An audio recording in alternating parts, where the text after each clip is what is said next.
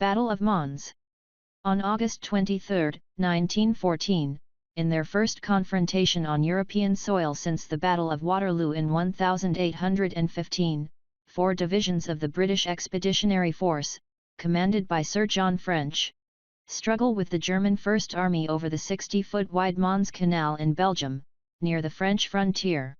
The Battle of Mons was the last of 4 battles of the frontiers, that took place over as many days on the Western Front between Allied and German forces in the opening month of World War I. The first 3, at Lorraine, Ardennes and Charleroi, involved French forces under the central command of General Joseph Joffre. French's BEF had been originally slated to assist the French Fifth Army, commanded by General Charles Lanrezac, in their attempt to break through the center of the advancing German lines. A delayed start and poor relations between French and Lanrezac, however, meant that the Fifth Army and the BEF would fight separate battles against the advancing Germans at Charleroi and Mons. At 9 o'clock on the morning of August 23, German guns opened fire on the British positions at Mons, focusing on the northernmost point of a salient formed by a loop in the canal. Though von Kluck and the First Army enjoyed 2-to-1 numerical superiority, they did not make effective use of it, and the British regiments at the salient admirably withstood 6 hours of shelling and infantry assault.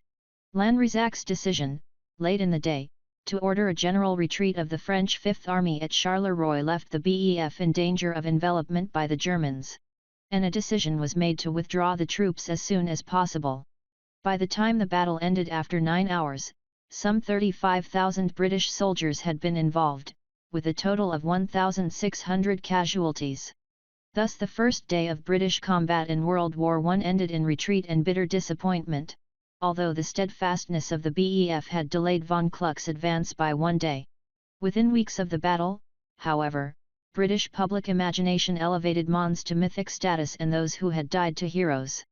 Until the British defeat came to seem more like a victory in retrospect. The most prevalent legend was that of the Angel of Mons, who had appeared on the battlefield carrying a flaming sword and faced the advancing Germans, impeding their progress. In reality, victory in the 4 battles of the frontiers imbued the Germans with a tremendous sense of confidence, as they continued their relentless advance through Belgium into northern France, eventually controlling the industrial power of both nations, including coal, iron ore, factories, railroads, and rivers, and the Allies scrambled to ready their defences.